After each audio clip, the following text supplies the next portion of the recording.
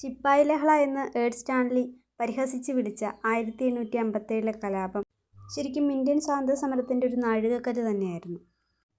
British സൈന്യത്തിലെ ബഹുഭൂരിപക്ഷം വരുന്ന ഹിന്ദുക്കളും മുസ്ലിങ്ങളുമായിട്ടുള്ള ഇന്ത്യൻ സൈനികർക്ക് മൃഗക്കൊഴുപ്പ് പുരണ്ട തിരകൾ ഉപയോഗിക്കുന്നത് മതപരമായി പൊരുത്തപ്പെടാനാവാത്ത കാരണമായിരുന്നു. അവർ പ്രതിഷേധിക്കുവാൻ തുടങ്ങി. സൈനികരുടെ പ്രതിഷേധം ഒരു ക്യാമ്പിൽ നിന്ന് മറ്റൊരു ക്യാമ്പിലേക്ക് പടർന്നുകൊണ്ടേയിരുന്നു. തുടർന്ന് ഇതൊരു വലിയ വിപ്ലവമായി മാറി.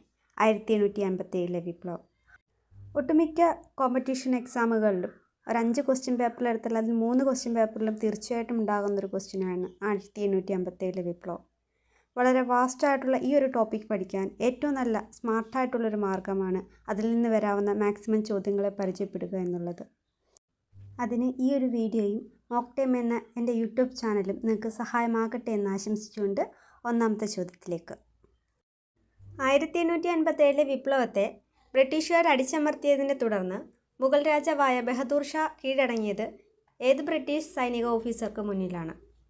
A. John Nicholson, B. Colin Campbell, C. William Hodson.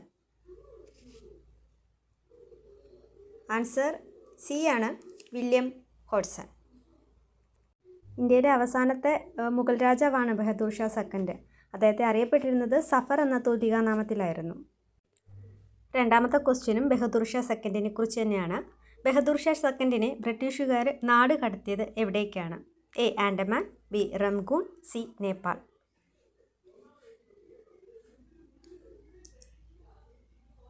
Answer option B ആണ്, റംഗൂൺ. ഓപ്ഷനിൽ ചിലപ്പോൾ യംഗോം എന്നും കാണപ്പെടാറുണ്ട്. മ്യാൻമറിലെ ഒരു സ്ഥലമാണ്, കാണാൻ വളരെ ഭംഗിയുള്ളൊരു സ്ഥലമാണ് യംഗോൺ അല്ലെങ്കിൽ റംഗൂൺ. മൂന്നാമത്തെ ചോദ്യം നാനാ സാഹിബിനെ കുറിച്ചിട്ടാണ്.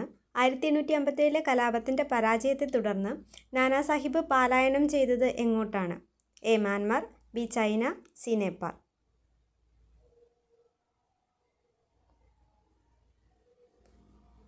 ആൻസർ ഓപ്ഷൻ സി ആണ്, നേപ്പാൾ.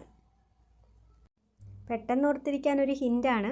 നാനാ സാഹിബ് എന്ന പേരും നേപ്പാൾ എന്ന ആ ഒരു പേരും സ്റ്റാർട്ട് ചെയ്യുന്നത് എൻ എന്ന ലെറ്ററിലാണ്. Next question. 1857 വിപ്ലവത്തെ ഡൽഹിയിൽ അടിച്ചമർത്തിയത് ആരാണ്? A. John Nicholson, B. Colin Campbell, C. Hugh Rose.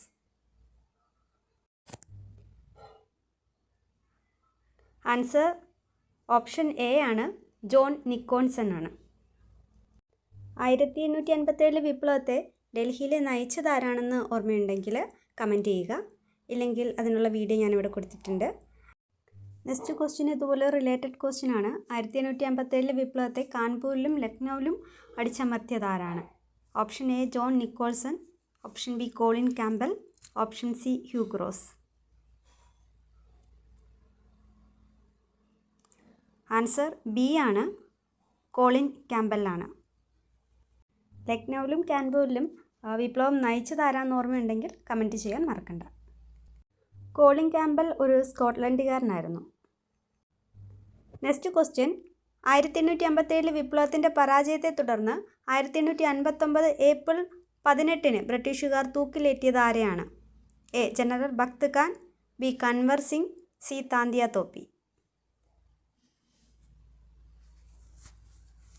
Answer C ആണ്, താന്തിയ തോപ്പി. ഗറില്ല യുദ്ധമുറകൾ സ്വീകരിച്ച നേതാവായിരുന്നു താന്തിയ തോപ്പി. അദ്ദേഹത്തിൻ്റെ ശരിക്കുള്ള നാമം രാമചന്ദ്ര പാണ്ഡുരംഗ്. അടുത്തത് ഒരു കൃതിയെ സംബന്ധിച്ച ക്വസ്റ്റ്യൻ ആണ്. The Indian war of independence എന്ന കൃതിയുടെ കർത്താവ് ആരാണ്? A. V. D. Savarkar, B. Ashok Mehta, C. Surendranath Sen.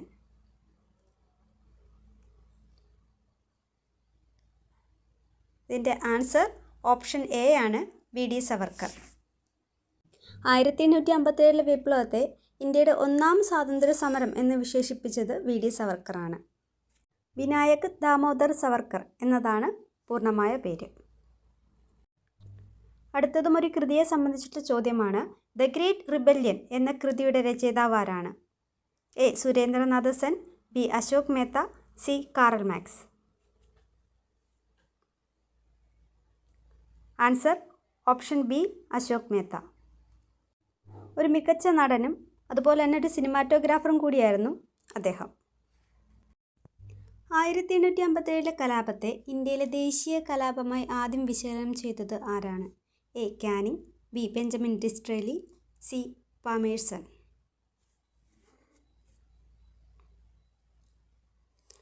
Option B ആണ് ഉത്തരം, ബെഞ്ചമിൻ ഡിസ്റേലി.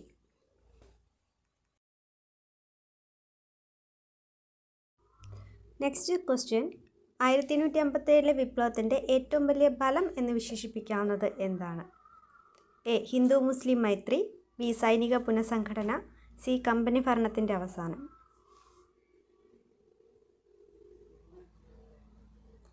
ആൻസർ സി ആണ്, കമ്പനി ഭരണത്തിൻ്റെ അവസാനം. ഇന്ത്യയിൽ ഈസ്റ്റ് ഇന്ത്യ കമ്പനിയുടെ ഭരണം അവസാനിപ്പിച്ചുകൊണ്ടും അതുപോലെ തന്നെ ഇന്ത്യയുടെ ഭരണം ബ്രിട്ടീഷ് പാർലമെൻറ്റിൻ്റെ കീഴിലാക്കിക്കൊണ്ടും വിക്ടോറിയ രാജ്ഞി 1858 പുതിയ വിളംബരം ഉണ്ടാക്കി. 1858 വിക്ടോറിയ രാജ്ഞിയുടെ വിളംബര ശേഷം ബ്രിട്ടീഷ് ഇന്ത്യയിലെ ആദ്യ വൈസ്രോയായി നിയമിതനായത് ആരാണ്? A. Canning, B. Palmerston, C. Dalhousie. Answer A. Canning ആണ്. കാനിങ് ബ്രിട്ടീഷ് ഇന്ത്യയിലെ അവസാനത്തെ ഗവർണർ ജനറലും അതുപോലെ തന്നെ ആദ്യത്തെ വൈസ്രോയുമായിട്ട് നിയമിതനായ വ്യക്തിയാണ്. ഓപ്ഷൻ ബിയിൽ പറയുന്ന പാമേഴ്സ്റ്റൺ 1857 വിപ്ലവ സമയത്ത് ബ്രിട്ടീഷ് പ്രധാനമന്ത്രിയായിരുന്നു. ഓപ്ഷൻ സിയിൽ പറയുന്ന ഡൽഹൌസി ദത്തവകാശ നിരോധന നിയമം നടപ്പിലാക്കിയ വ്യക്തിയാണ് ഇന്ത്യയിൽ.